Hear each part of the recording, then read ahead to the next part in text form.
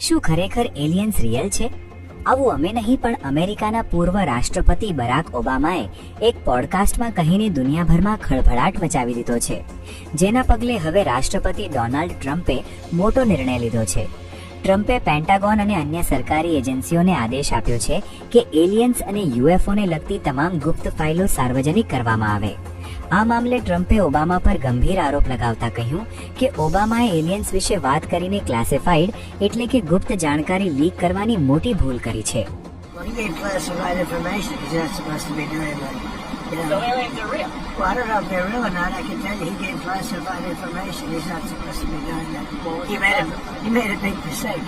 He took it out of classified information.